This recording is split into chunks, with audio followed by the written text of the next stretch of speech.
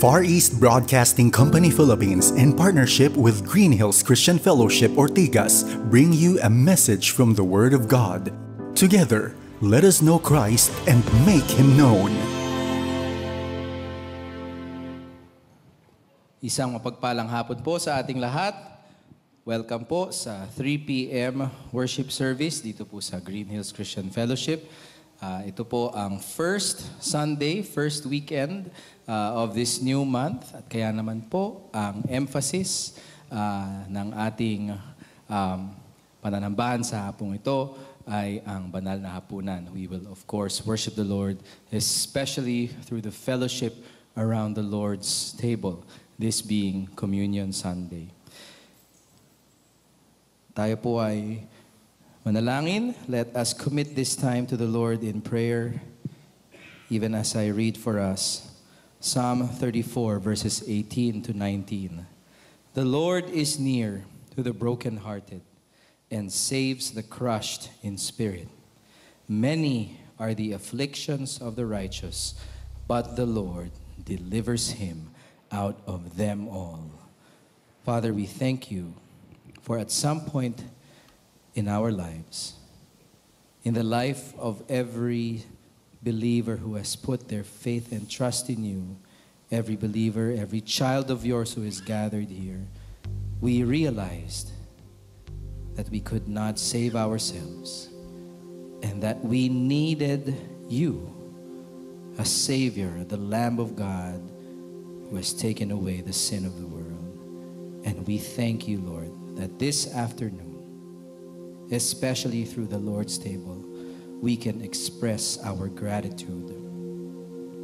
And for those of us, Lord, who are perhaps seeking, still wondering, what is this free gift all about? Ano nga ba ang ibig sabihin ng buhay na walang hanggan? Ano nga ba ang ibig sabihin ng kaligtasan mula sa Panginoong Jesus? We pray that you would soften our hearts all the more so that we can simply respond in faith and obedience in that way as well. Accept, O Lord, our songs of praise, how we pray, how we give, how we read Scripture, at kung paano naming tatalakayin muli ang inyong banal na salita, at lalo na po ang aming pagsamba sa inyo sa pamamagitan ng banal na hapunan. Tanggapin ninyo, O Diyos, ang worship offering ng iglesyang ito. For we pray these in Jesus' name. Amen.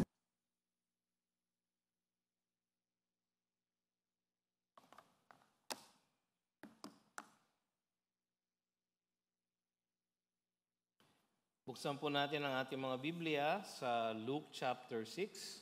Babasahin natin ang verses 24 hanggang 26. Sa inyong mga Pew Bible po, nasa page 1039. 1039. Luke chapter 6, 24 to 26. Basahin po natin ang banal na salita ng ating Panginoon. But woe to you who are rich, for you have received your consolation. Woe to you who are full now, for you shall be hungry. Woe to you who laugh now, for you shall mourn and weep. Woe to you when all people speak well of you, for so their fathers did to the false prophets. Ito po ang salita ng Diyos. Tanggapin po natin ng may pagpapasalamat at pagpupuri sa Kanya. Maaari na po kayong maupo.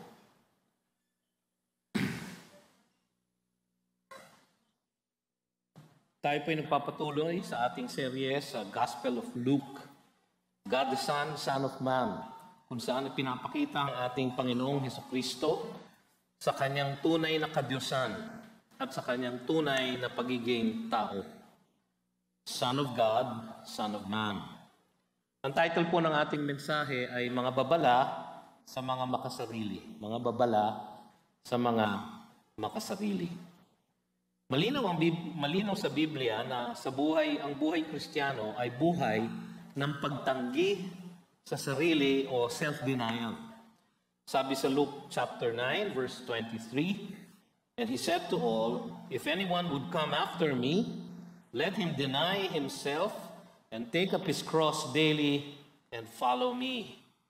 Ngunit marami pa rin ang sumasanib sa Kristyanismo na may mga makasariling motibo. Ito po inosente, hindi naman po lahat makasarili or labis na makasarili.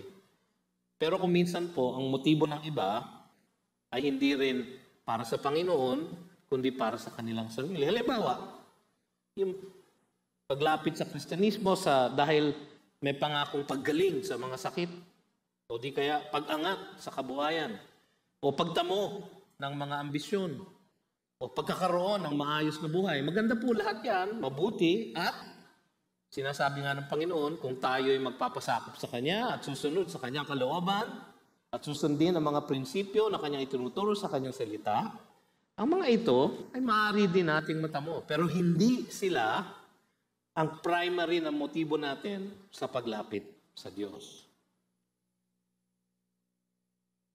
Bagkus, ang Kanyang panawagan sa atin ay sumunod sa Kanya sa Kanyang kaparaanan. Minsan, ang Kanyang hinihingi ay ang pagtalikod sa ating mga sariling pagnanasa. Pagsuko ng ating kalooban sa kalooban niya. Pagpapaubaya ng ating buhay sa Kanyang pamumuno. Pero kung minsan ang hirap nating gawin ito, di po ba mga kapatid? Yung talikuran ng ating sariling pagnanasa. Napakalakas po ng pita ng laman sa ating pong mga pangangatawan, sa ating pagkatao. Yung pagsuko ng ating kalooban sa kalooban ng Diyos. Kasi gusto natin, yung gusto natin. So kung minsan yung kalooban niya, nakikita natin sa Biblia, parang mahirap sundin. O di kaya yung pagpapaubaya sa ating buhay, ng ating buhay sa Kanyang pamumuno. Siyempre gusto ko na ako nagmamaneho ng sarili kong buhay para kontrolado ko ang lahat ng mangyayari. Pero sa totoo lang mga kapatid, hindi natin kontrolado ang ating buhay. Maraming nangyayari sa ating buhay na hindi natin hawak. Sapagkat ang ating buhay ay napapailalim sa pamumuno at paghahari ng ating Panginoon. Ang mensahe natin ngayon ay tungkol sa panganib ng pagiging labis na makasarili sa ating pamumuhay.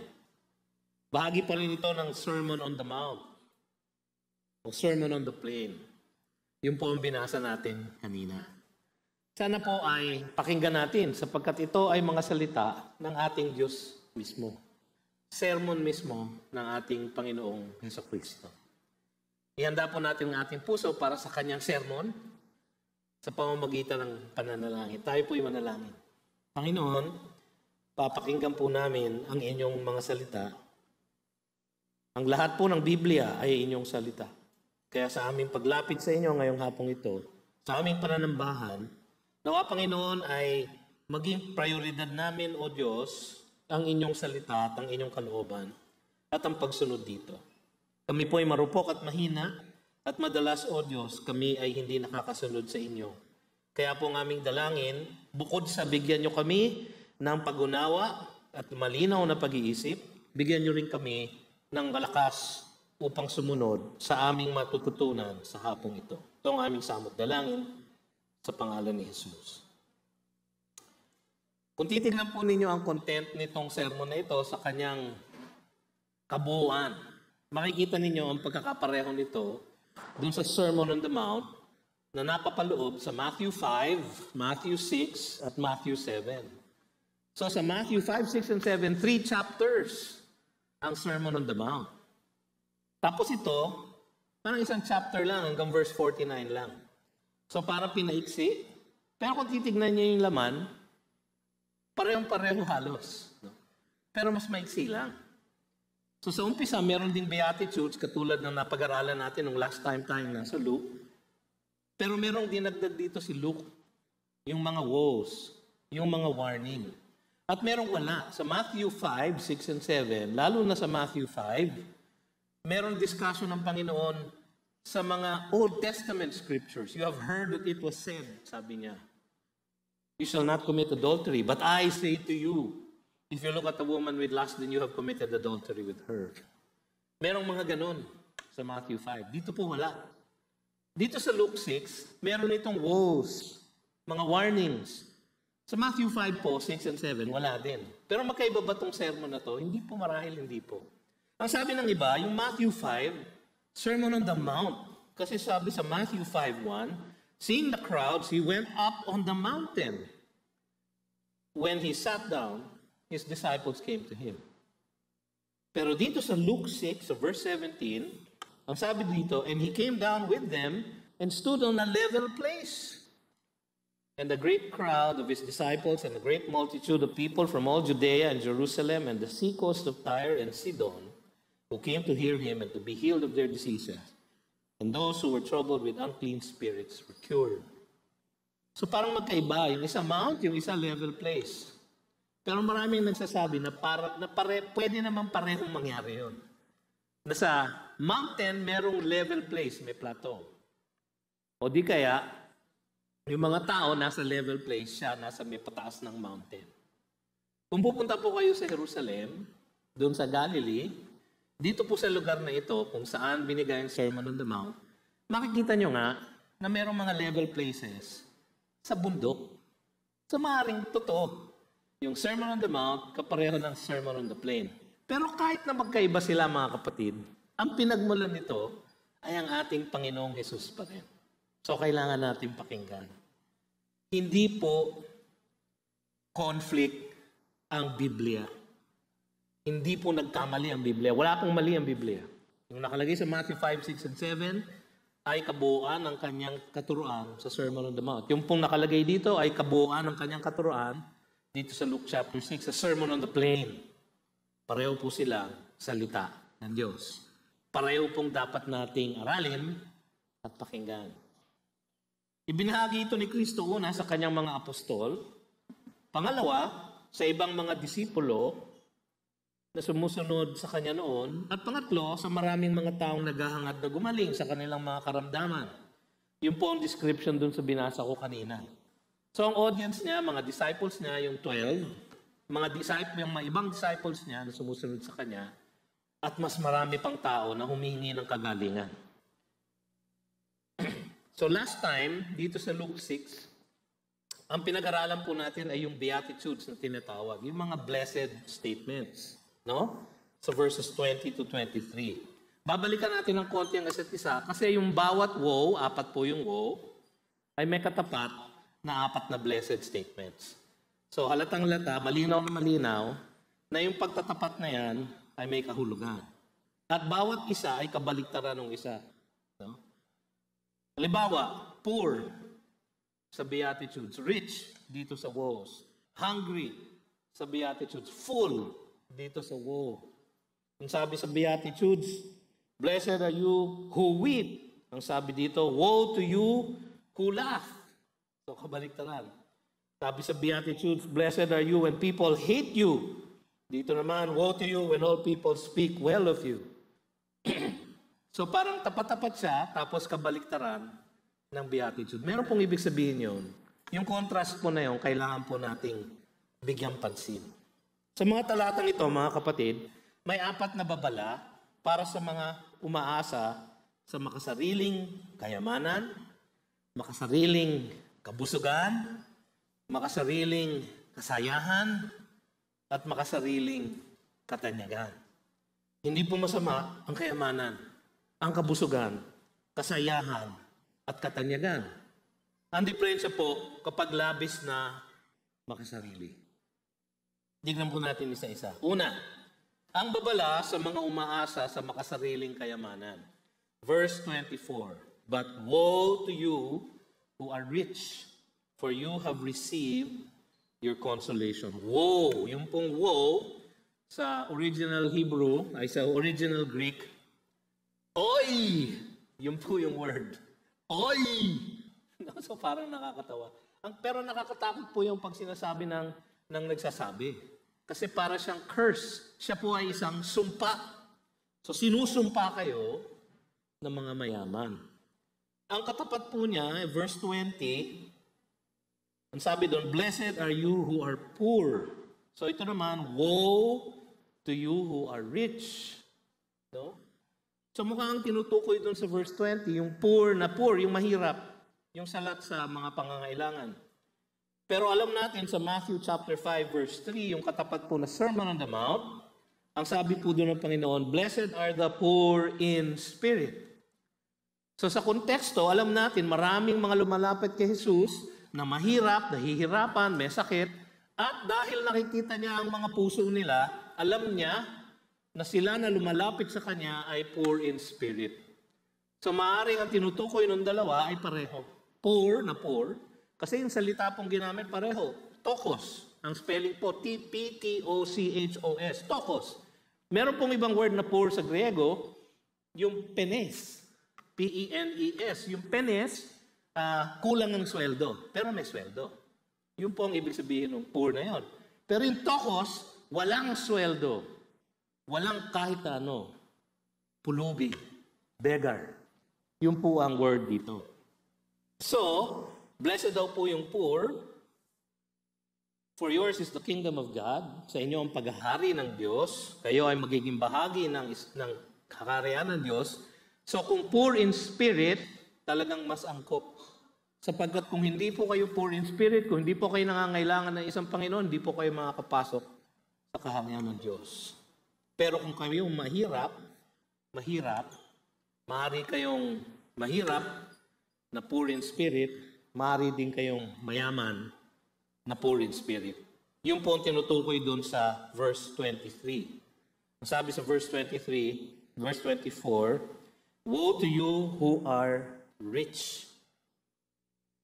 Ito yung mga rich, pero rich in possessions, no? Pero poor in spirit. Wala pong kahit na anong resources sa kanilang espiritu. Ito ang mga mayaman na walang kahit na anong pagnanais na makilala ang Panginoon. Yung umaasa lang sa sarili nilang yaman. Ito ang mga mayaman na panatag na sa sarili nilang kakayahan ng mabuhay. At dahil sila ay may kakayahan na yumaman at gumawa ng yaman, hindi nila kailangan ang blessing galing sa Panginoon. Ito ang mga mayaman na akala nila dahil sila ay mayaman, sila ay pinagpapala ng Panginoon, datapot sila ay katanggap-tanggap sa Kanya. Kasi alam nyo, sa mga Hudyo, yung kayamanan ay sign ng blessing ng Panginoon. Sinabi niyo sa Deuteronomy 27 and 28. Blessed are you, sabi niya, kung kayo ay maraming mga cattle, kung kayo ay maraming mga vineyard, blessed are you. So sa kaisipan ng mga Hudyo, yung mga mayaman, mabuti din or banal. Ito yung mga mayaman na yun.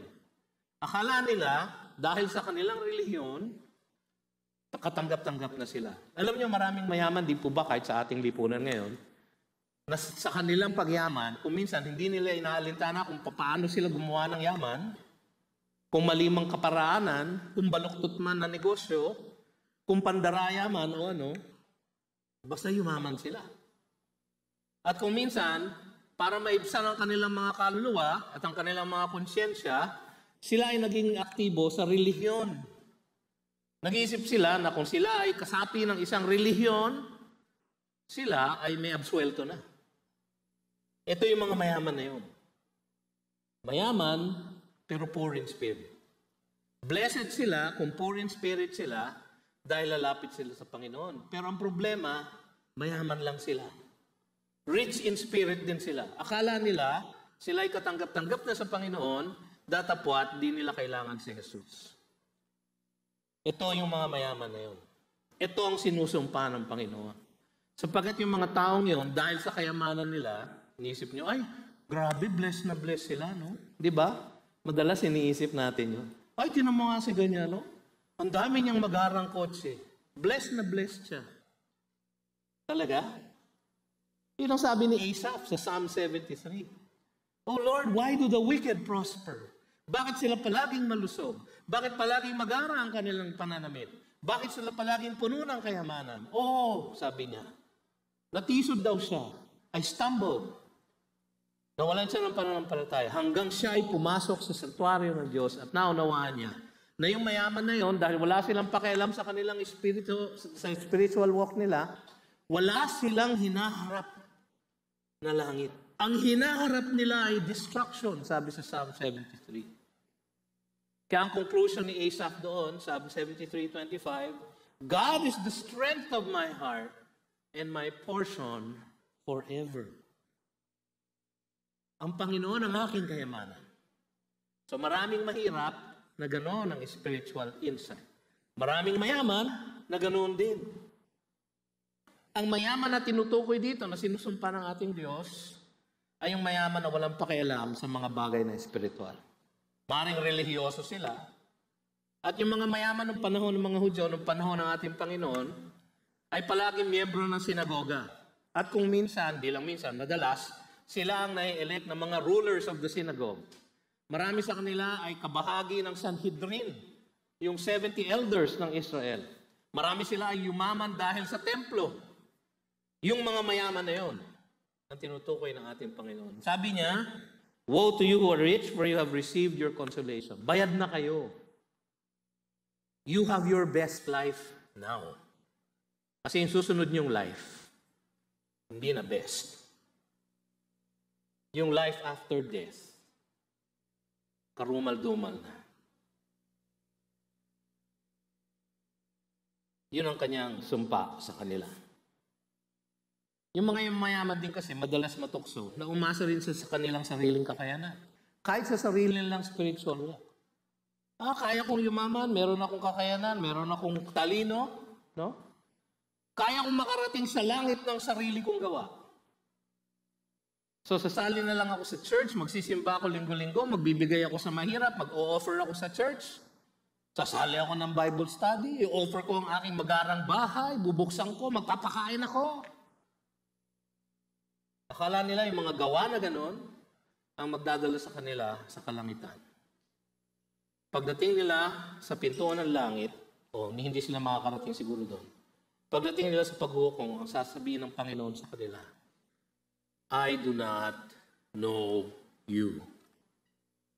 Away from me, you doers of iniquity. Ito yung mga mayayaman na kanyang sinusupa.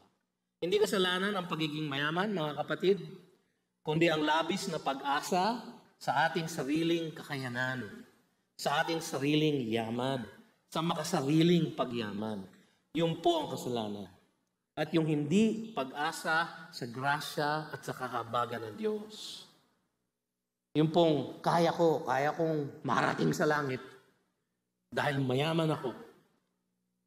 Yun po ang sinusumpa ng Panginoon. Yung mga ganon, sabi niya, bayad na kayo. Pero maraming mayaman sa Biblia. Si Abraham, si Job, mayaman. The greatest man in all of the East. Si Abraham, mga bilyonaryo ito. Si Joseph sa Egypto. Si David, si King David, mayaman. Si Daniel, Prime Minister ng Babylon. Si Joseph of Arimathea, mayaman. Si Nicodemus, sumunod sa ating Panginoon. Si Levi, si Matthew, mayaman na BIR examiner, no? Na naging disipulo, tinalikuran ng lahat ng kanyang yaman. Si Lydia, yung maker of purple fabric sa Philippi. Si Theophilus, yung benefactor ni Luke. Malamang mayaman siya, no? At siya ang nag-finance ng mga missionary trips at ng historical research ni Luke para masulat niya ito. Kaya dinedicate sa kanya ni Luke itong kanyang gospel. Maraming mayaman na poor in spirit, na yumakap sa ating Panginoon, umasa sa Kanya at hindi sa sarili nilang lakas.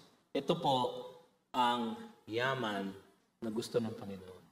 Ayaw niya po yung makasariling pagyaman.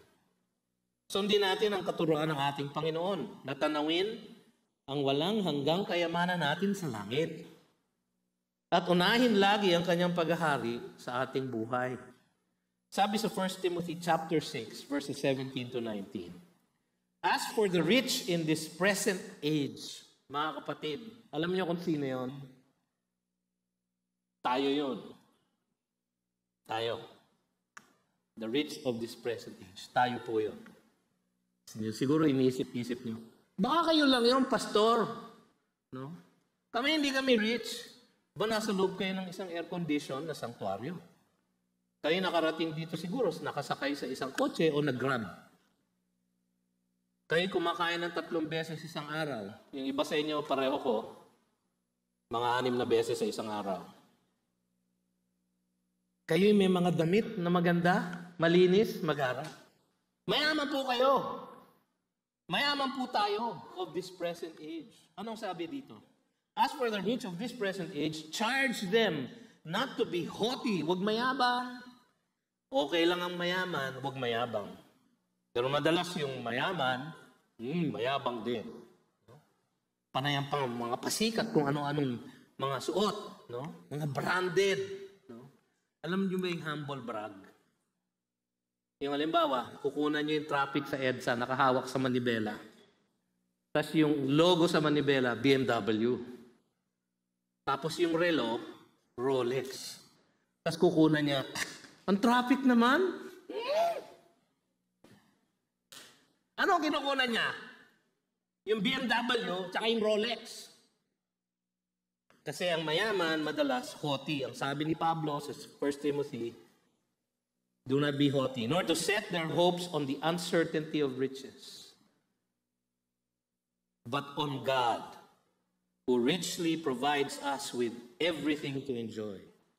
They are to do good, to be rich in good works, to be generous and ready to share, thus storing up treasure for themselves as a good foundation for the future. Yung future nila kasi nasaan? Sa langit. So that they may take hold of that which is truly life. Ano ba talaga ang buhay? Ang buhay na walang hanggan kay Kristo Jesus. Sabi sa Matthew 6:33, alam niyo po ito, but seek first the kingdom of God and all His righteousness, and all these things, yung kayamanan, yung mga bagay ng buhay na ito, yung mga pangangailangan natin dito, and all these things will be added to you. So, sundin natin ang katuroan nila. Tingnan natin yung kayamanan natin sa langit. Magpasailalim tayo sa paghahari ng ating Panginoon. Pangalawang babala. Babala sa mga umaasa sa makasariling kabusugan. Woe to you who are full now, for you shall be hungry. Ang katapat niya sa Beatitudes, blessed are you who are hungry now, for you shall be satisfied. Dito, woe to you who are full now. Itang sama ng tingin nyo sa akin. Tingin nyo sa akin, busog, di ba? Ay, si pastor yan. Si pastor yung busog. Kasi parang busog na busog si pastor. Tama naman po kayo. Matakaw po ako talaga. Pero hindi naman po lahat ng mataba, busog na pareho ng sinasabi dito. No? Ang contrast po niya, yung hungry sa verse 21. Ito po, sabi sa Matthew 5:6, ay those who hunger and thirst for righteousness. So hindi lang sila hungry dahil sila ay mahirap, kundi sila ay hungry din para sa katuwiran ng Diyos. Blessed daw po yung mga ganon. Ang pangako sa kanila, they shall be satisfied. Sila ay mapupuno. Ang sinusumpa dito sa Luke 6:25 ay yung pagiging full o kabusugan na makasarili. Ito ang isang pagnanais na mapuno ang lahat ng pagnanasa ng laman. Meron pong term sa English, hedonism. No? Yung mga hedonists, they are out to enjoy themselves at whatever cost.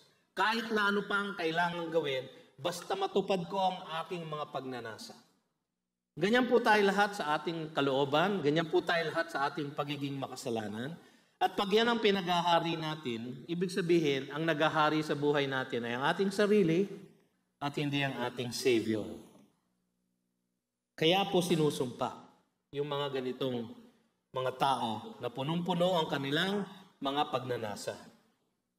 Wala silang hunger for righteousness, itong mga taong ito. Sobra silang puno sa lahat ng makasarili nilang pagnanasa na hindi importante sa kanila ang katuwiran ng Diyos.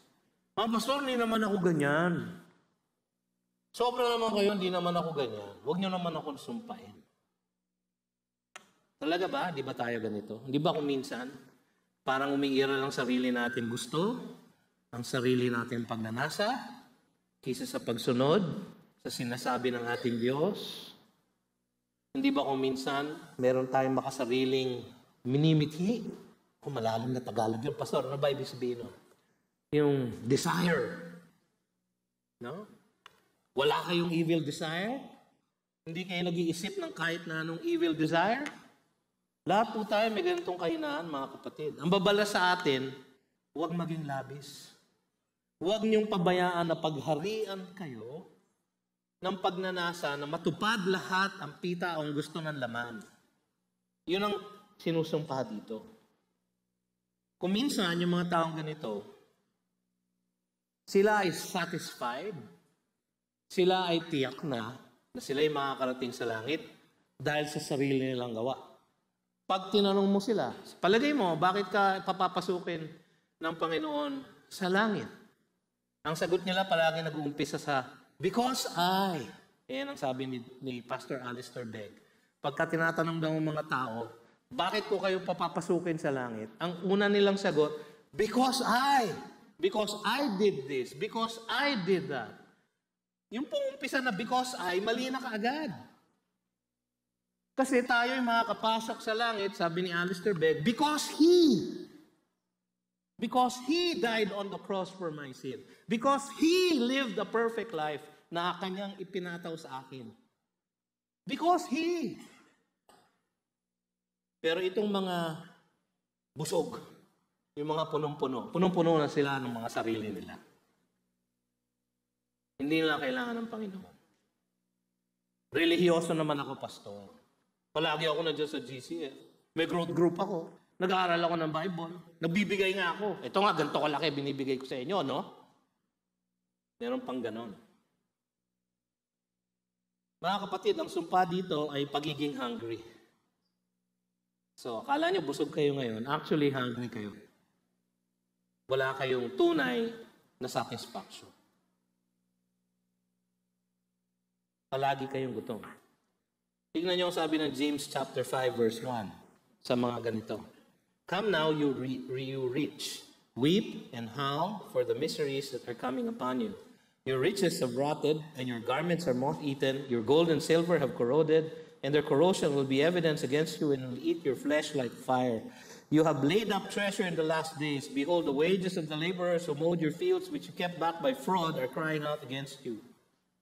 And the cries of the harvesters have reached the ear of the Lord of hosts. You have lived on the earth in luxury and in self-indulgence.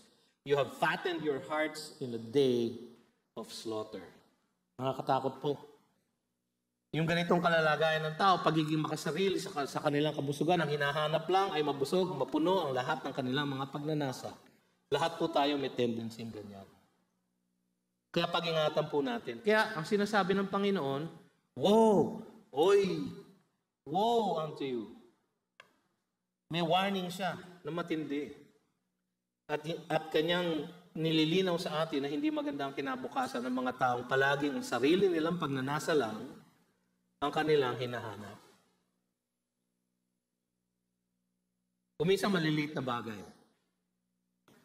Pagising mo sa umaga, alam mo, kailangan mo manalangin, kailangan mo magbasa ng Bible.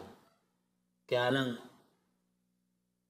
Panginoon, ang sarap matulog eh.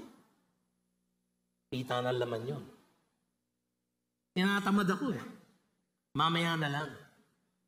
Nandiyan lang naman yung Bible ko, nasa telepono ko lang. Madali ko lang buksan. Mamaya na lang tayo mag-usap, Panginoon. Mamaya na lang ako mag-aaral.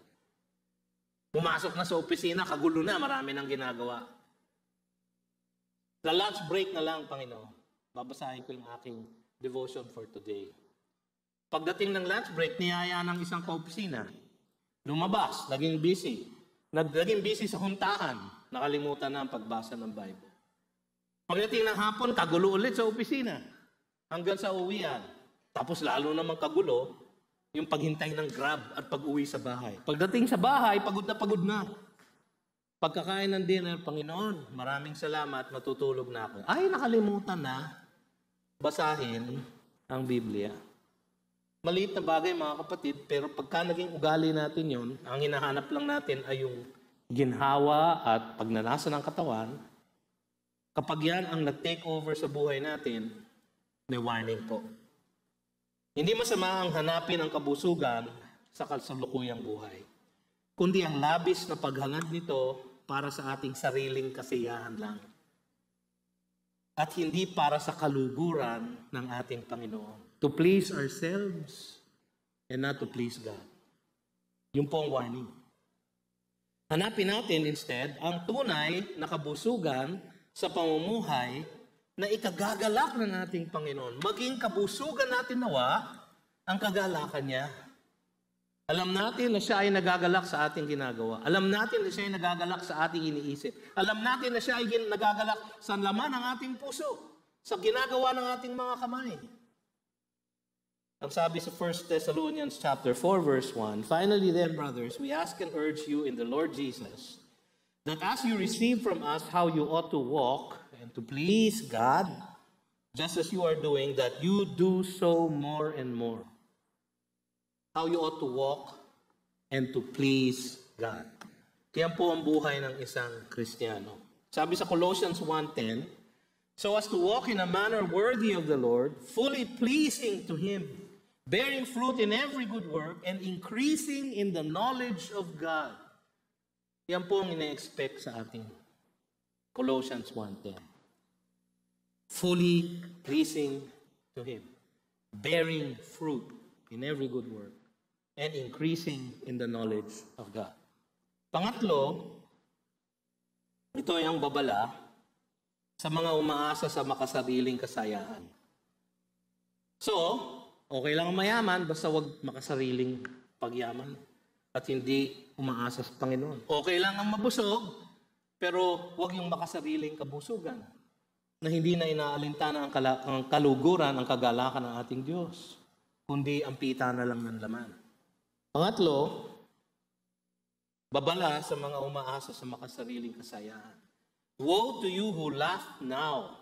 Pansin nyo, kanina, those who are hungry now, those who weep now, those who are rich, those who are full now, those who laugh now. Yung now po ay yung buhay na ito. Woe to you who laugh now, for you shall mourn and weep. Ang katapat po niya, yung nasa verse 21. Blessed are you who weep now, for you shall laugh. Dito naman sa woes, woe unto you who laugh now, for you shall mourn and weep.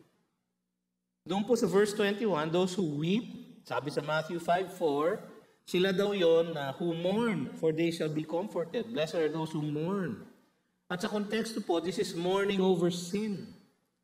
Mourning over sin. Itong mga ito, na tawa ng tawa, ibig sabihin, tinatawanan lang ang kanilang pagiging makasalanan. Parang hindi sila seryoso. Parang hindi nila inaalintana na ang pagiging makasalanan na walang Panginoon tagapagligtas ay isang tiyak na papunta sa kapahamakan. Naalala ko ang kanta ni Ka Freddy, "Tawanan mo ang iyong problema." Naalala niyo yun? Tawanan mo ang iyong problema, sabi niya. Tapos meron pang halakak yung kanta na yan. No? Mga kapatid, kung minsan, tinatawanan lang natin para matakpan ang hapdi ng problema, hindi para harapin. Ang mga tinutukoy dito sa mga taong ito, itong mga sinusumpa dito, ay tinatawanan lang at hindi siniseryoso ang mga bagay na espiritual. Yung kanilang pagiging makasalanan. Oh! May panahon pa naman, babawi na lang ako. Okay lang yan. Kasi alam nyo, very merciful ang ating Panginoon eh. Hindi tayo pinapatay at the moment na tayo magkasala. Alam nyo ba na pwede niyang gawin yon? At ginagawa niya paminsan-minsan. Na merong mga taong sa moment ng kanilang pagkakasala ay pinapas lang ng Panginoon. No, pag nagpunta po kayo sa Old Testament, marami nun. Sa New Testament, maalala niyo sa Acts chapter 5, si Ananias at si Sapphira, nagsinungaling tungkol sa ibibigay nila, pero nagbigay pa rin sila, nagsinungaling lang. Ano nangyari sa dalawa? Namatay. Ganon po ang church discipline noon. Kaya huwag na kayong magreklamo pag may church discipline dito sa GCF. Pag dinidisiplina kayo at pinaalalahanan kayo ng mga kapastoran, kaming mga pastor na, "Uy, kapatid, huwag ka naman masyadong salaula." Sa New Testament po sa Acts, yung dinisiplina, pinatay. Our God is a consuming fire, sabi ng Old Testament. Sabi ng Hebrews, it is such an awesome thing to be before a holy God. Yung pong mga tawa ng tawa, wala po silang seryosong pagkakilala sa kanilang pagiging makasalanan. Yung kanilang pangangailangan ay isang tagapagligtas. O tsaka na, pagka malapit na ako mamatay, saka ako mag-a-accept. Alam mo kung kailan ka mamamatay. Hindi naman natin alam yun. O yung pinsala na dulot ng kasalanan sa mundo. Tinatawanan lang nila. O yung panganib sa kanilang kaluluwa na kanilang pagkawala ng pananampalataya. Tinatawanan lang nila. Yun po yung those who laugh na tinutukoy dito. Sila yung mga panatag na sa kanilang pagiging matuwid. Ito marahil ay yung mga relihiyoso na mga active sa church, nagbibigay sa church, umaasa sa kanilang good works para sila ay makarating sa langit. Umaasa sa kanilang pagbibigay sa church na sila ay makarating sa langit. Para silang bumibili ng ticket para makasakay sa bus papuntang langit. Ganon siguro ang kanilang kaisipan. Katawa lang sila ng tawa. Okay lang yan. Hindi tayo mapupunta sa hell, mabait ang Diyos. May awa ang Panginoon. Tawanan mo ang iyong problema. Hindi natin maaaring tawanan, mga kapatid, ang problema ng pagiging makasalanan sa harap ng isang banal na Diyos. Kailangan nating magpasailalim sa pagliligtas na inaalok sa atin ni Kristo Jesus. Hindi kasalanan ang pagiging masaya sa ating buhay. Baka naman pagkatapos ng sermon na ito, wala nang tatawa sa inyo. Huwag naman, di po kasalanan ng tumawa. Okay lang po yung tawanan ng inyong problema, basta nananalangin din kayo. Huwag naman kayong di natatawa. Can you imagine kung bawal tumawa dito sa GCF? Pag tumawa kayo, ididisiplina kayo. Ay, walang matitira sa atin dito. Mauuna na ako sa inyo. Yung ang criticism sa akin, tawa daw ako ng tawa. Lakas ko daw tumawa. Pasensya na kayo. Hindi po masama tumawa. Hindi po masama ang maging masaya sa ating buhay dito sa lupa. Kundi, ang labis na kasiyahan sa mga bagay na makasanlibutan. At hindi natin inaalintana ang kaseryosohan ng kasalanan. Itong labis na kasiyahan sa mga bagay ng sanlibutan, yan ang bumubulag sa atin sa pinsala at panganib ng kasalanan at maling paniniwala. Akala natin dahil tayo mayaman, dahil tayo busog, dahil tayo masaya, hindi tayo nagkakasala sa Diyos. Tayo pinagpapala niya. Dahil tayo ay may mabubuting gawa, yan ang inaasahan natin na magdadala sa atin sa langit. Ang sabi ng Panginoon, woe! Woe unto you. Ano ang threat niya? Ano ang sumpa niya? Woe to you who laugh now, for you shall mourn and weep. Ang description ng Panginoon sa hell is a place of mourning and weeping and gnashing of teeth. Isang place ng kadiliman, kahirapan, kalungkutan, kapighatian. Yun po ang kanyang tinutukoy dito.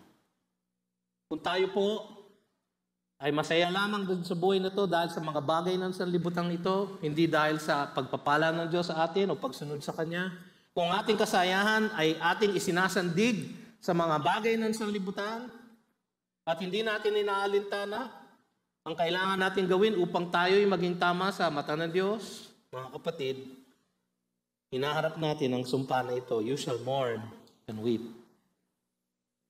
Hanapin natin, mga kapatid, ang ating kasiyahan sa mga bagay at mga layunin ng ating Panginoon. At ang walang hanggang kagalakan na ating dadatnan sa piling niya. Yun ang kasayahan na ating dapat hanapin. Kasayahan sa piling ng ating mga kapatid sa pananampalataya. Kasayahan sa paglilingkod sa Panginoon. Meron kaming hymno noon sa aming church. Tagalog po ang church namin. Kay ligaya kung ako'y naglilingkod sa habi kong manunubos. Saya po, di ba? Masayang maglingkod. Yung pong kasayahan na yun, okay lang. Pero yung kasayahan dahil kayo lasing na lasing. Kayo high na high. Kayo busog na busog. Kaya yung kasayahan dahil kayo ay may Rolex. Kayo ay may BMW. No, hindi po lahat ng may BMW papunta sa impyerno. No? Hindi po lahat ng may Rolex. Baka po may mga may Rolex sa inyo. Tinatago na nung iba. Hindi po kasalanan na magka-Rolex. Mahirap, ang kasayahan nyo ay doon sa Rolex na yun. At hindi sa Panginoon. Huli at pang-apat. Babala sa mga umaasa sa makasariling katanyagan. Woe to you when all people speak well of you, for so their fathers did to the false prophets. Ang katapat po niya ay verse 22. Doon sa mga blessed. Blessed are you when people hate you, and when they exclude you and revile you and spurn your name as evil on account of the Son of Man. Rejoice in that day and leap for joy, for behold, your reward is great in heaven, for so their fathers did to the prophets. Magalak daw tayo, blessed, happy are you. Yung po ang translation na maganda. Happy are you when people hate you, exclude you, revile you. So Matthew 5 verse 10, blessed are those who are persecuted for righteousness' sake, for theirs is the kingdom of heaven. Blessed are you when others revile you and persecute you and utter all kinds of evil against you falsely on my account. Rejoice and be glad, for your reward is great in heaven, for so they persecuted the prophets who were before you. So pareho, sa Matthew 5 at dito sa Luke 6, parehong sinasabi, blessed daw po. Parang kabaliktaran yun, di ba? Bakit naman tayo matutuwa if people hate us? Pero malamang mangyayari po yun, mga kapatid. Ang persecution po ay pinangako sa lahat ng susunod kay Jesus. Matthew 10:16 to 17. Behold, I am sending you out as sheep in the midst of wolves. So be wise as serpents and innocent as doves. Beware of men, for they will deliver you over to courts and flog you in their synagogues. Nangyari po ito sa mga apostol. And you will be dragged before governors and kings for my sake to bear witness before them and the Gentiles. Maring hindi tayo ginagawa ng ganyan ngayon dito sa Pilipinas, pero baka malapit na. Baka malapit na yung panahon na yung magiging mababahagi sa batas natin yung hindi kayo dapat nagko-convert sa religion nyo. Kasi ginagawa na sa Amerika ngayon yun. Bawal na ang conversion program. Pero nilalabanan ng mga ebangheliko sa Amerika. Sabi nila, that curtails freedom of religion. Pero baka dumating ang panahon, mga kapatid, bawal na maging Kristiyano. Nangyari na before. So, yung persecution, ang sabi ni Paul sa 2 Timothy 3:12, indeed, all who desire to live a godly life in Christ Jesus will be persecuted. Yung mga bubuhay ng makadiyos sa ilalim ng pagiging Panginoon ni Jesus will be persecuted. Ay tiyak na uusigin. Tiyak na pahihirapan. Mga kapatid, maaaring kayo ay nakaranas na kayo ay parang tinatwa, pinagtawanan, pinagkatuwaan, sa inyong opisina, sa inyong barangay, baka sa inyong pamamahay, dahil sa inyong pagiging Kristiyano. Yan naman si BJ, siya yung born against. Siya yung born against Christian. Kasi lahat against siya sa paninigarilyo, sa pag-inom, sa paghanap ng panandaliang kaligayahan. Against siya. Kaya siya ay born against. Mga kapatid, dumarating na ang panahon na iyan. So sabi dito sa verse 26, woe to you when all people speak well of you. Ito yung mga taong tanyag, may mas makasariling katanyagan. Makasarili, bakit? Kasi nagko-compromise sila sa kanilang faith. Imbis na pag-uusig dahil sa tapat na pagsunod kay Kristo at pamumuhay ng tama ayon sa kanyang kalooban, ang papuri ng tao ang kanilang hinahanap dahil dito sila ay nagko-compromise sila ay namumuhay ayon sa sanlibutan. Lalo na sa ating mga kabataan, napakalakas ng pressure to be like the culture. Di ba? So kung ang uso ngayon yung pananamit sa mga kababaihan, lalo na parang nagkulang ang tela, yung uminto dito yung tela, nasa na yung nasa na yung the rest of your blouse? Bakit parang kita lang ang kaluluwa mo dyan? Hanggang dito lang yung blouse. Pag hinatak mo, wala, hanggang doon lang talaga. Wala naman ho sigurong nakasuot ng ganyan ngayon. Naka-jacket naman kayo na okay lang. Mga kapatid, napakalakas ng pressure na tumulad sa ating kultura, na itago ang ating pagiging Kristiyano. Kasi kung minsan, Pastor, pag alam nilang Kristiyano ako, hindi ako napopromote. Hindi ako nailalagay sa ganitong posisyon. Nangyari na po sa akin yan. Bids, alam mo, magaling ka, pero hindi ka pwede dito dahil ayaw mong makiusap sa BIR para aregluhin ang ating mga tax. Di ba? Bawal sa religion mo yan. So, hindi na lang kita ilalagay dyan. Okay lang naman. Ayoko naman po ng dagdag na trabaho. No? Pero mga kapatid, kung minsan tayo ay na-ostracize, na-persecute, inuusig dahil sa ating faith. Mga kapatid, ang kabaliktaran ay kapag tayo tanggap ng sanlibutan. Dahil hindi tayo namumuhay ayon kay Kristo. Walang nakikitang diferensya sa atin. Tayo ay parang kapareho lang ng iba. Pag sila ay nag-green jokes, nakikitawa din tayo.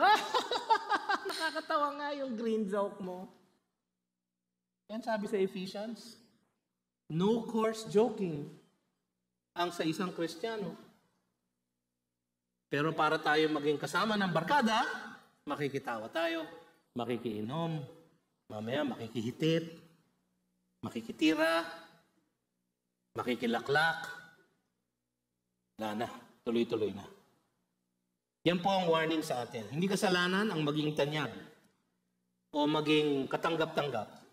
Hindi naman po kasalanan yun. Na maging tanyag sa ating kasalukuyang buhay. Hindi naman pong pinagbabawal na huwag na kayo magtrabaho ng mabuti para hindi kayo sumikat. Hindi po bawal ang sumikat. Hindi po yun ang pinagbabawal dito. Ang pinagbabawal po dito, ang sinasabi, ang tunay na Kristiyano, hindi sumisikat by compromising. Ang pinagbabawal dito, ang sinusumpa dito, ay yung pagiging tanyag na may makasariling dahilan. At yung pagtanggi sa Panginoon at pag-deny sa Kanya. Yun po ang sinusumpa dito. So hindi kasalanan na maging tanyag sa ating kasalukuyang buhay, kundi ang pag-iwas natin na makilala tayo bilang tagasunod ni Kristo Jesus.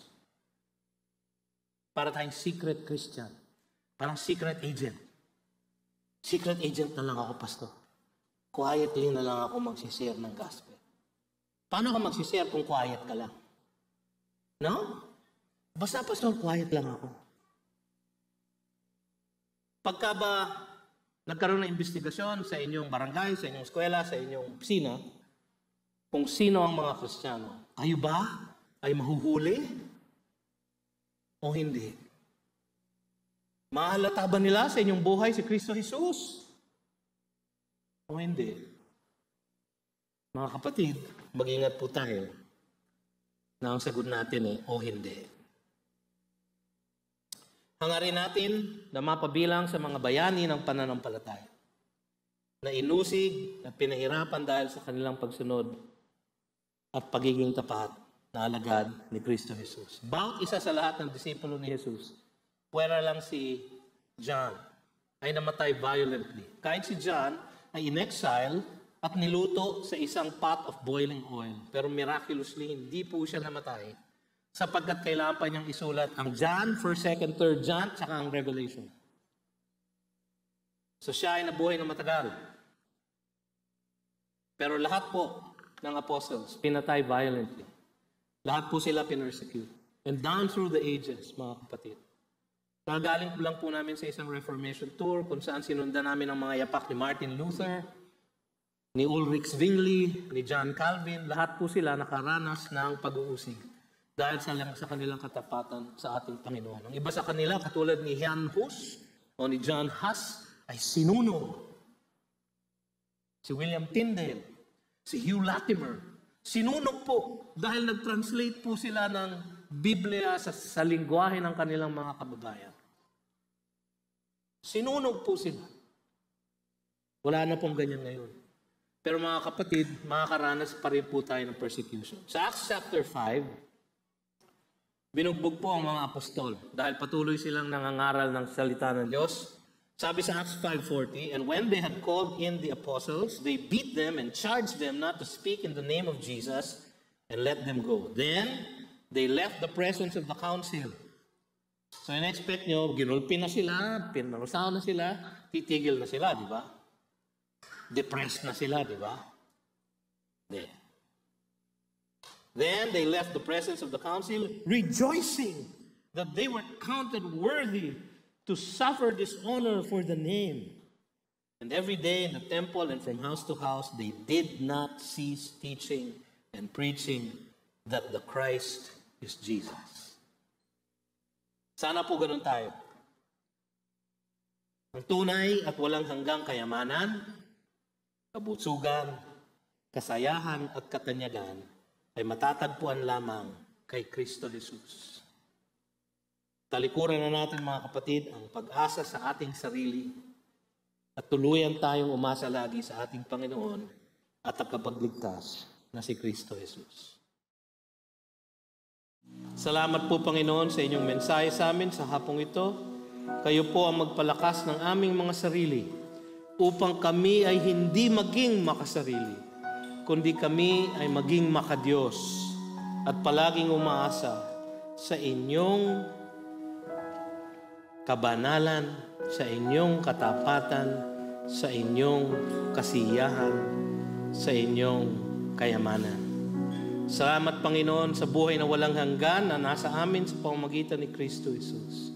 At ngayon, pagpalain mo ang bawat isa sa aming paglisan sa lugar na ito, na kami ay lumayo at lumabas na taglay ang Espiritu ng aming Panginoong Jesus upang ipangalat ang Kanyang Ebanghelyo ng kaligtasan at upang maging instrumento ng inyong kagandahang loob at kabanalan sa bawat lugar ng aming mundo.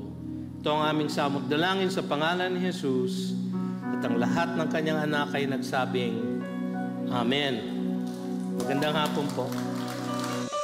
You've just heard a message from the Word with Green Hills Christian Fellowship Ortigas in partnership with Far East Broadcasting Company Philippines. We hope you can join us next week. God bless you.